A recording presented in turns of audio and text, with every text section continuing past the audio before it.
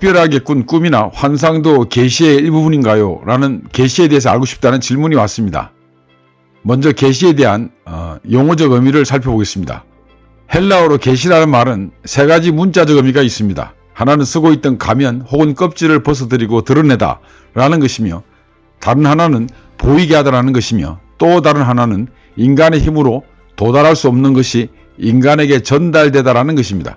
그러므로 문자적 의미를 통해서 볼 때 계시란 우리가 인식할 수도 없고 경험할 수도 없는 우리와는 근본적으로 다른 새로운 피안의 것이 우리에게 나타나는 것이라고 정의낼 수 있습니다. 이런 점에서 계시의 주체는 인간이 될 수 없음을 알 수 있습니다. 따라서 신앙적으로 볼 때 계시란 하나님께서 자기 자신을 인간에게 드러내는 것이라고 말할 수 있습니다.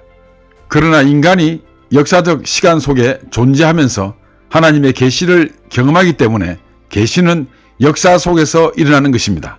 성서를 통하여 우리는 하나님의 수많은 계시를 볼 수 있습니다. 그러나 무엇보다도 하나님의 완전하고도 유일의적 계시 사건은 예수 그리스도입니다. 예수 그리스도의 이 땅에 오심은 인간의 구원을 위함이기 때문에 하나님의 완전한 계시는 곧 인간의 구원을 그 목적으로 하고 있다는 것입니다. 이제 하나님을 영접한 성도는 천국을 소망하게 됩니다. 이것은 하나님의 약속입니다. 그러므로 성도는 하나님의 약속 계시를 받은 것입니다. 하나님께서는 예수 그리스도를 통하여 자신을 계시하셨을 뿐만 아니라 천지 만물을 통하여서도 계시하십니다. 전자의 경우를 특별 계시라고 하며 후자를 자연 계시라고 합니다. 우리가 그리스도를 영접한 사건은 그리스도의 십자가의 대속 사건에 대한 영접이라고 할 수 있습니다. 약 2000년 전에 그리스도의 십자가 대속 사건을 받아들인다는 것은 곧 성서를 통하여 그 사건을 나의 사건으로 구체화하는 것입니다. 이런 맥락에서 성서를 통한 우리의 구원 사건은 하나님의 자기 계시를 받아들이는 것이므로 특별 계시에 대한 경험이라고 할 수 있습니다.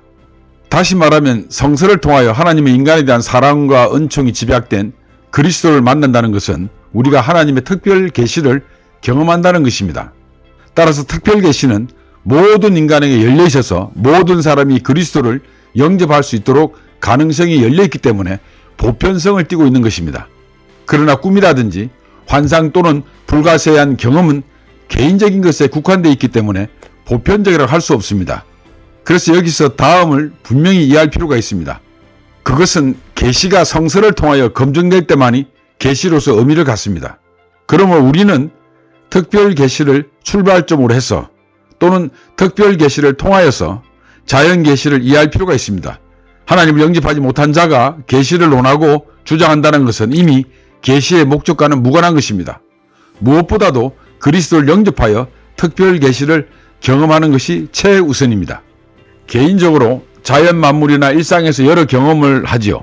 마치 자연 계시를 경험한 것처럼 말입니다. 이 경우 그 경험이 주님 안에서 합당한 열매를 맺거나 교회 공동체에 교훈을 줄 수 있는 끈은 철저하게 그리스도를 영접한 경험, 즉 특별 계시를 경험했을 때만이 가능한 것입니다. 덧붙인다면 개인적 경험이 교회 공동체와 이웃에게 사랑과 덕으로 나타내기에 앞서 성서를 통한 검증이 필요합니다.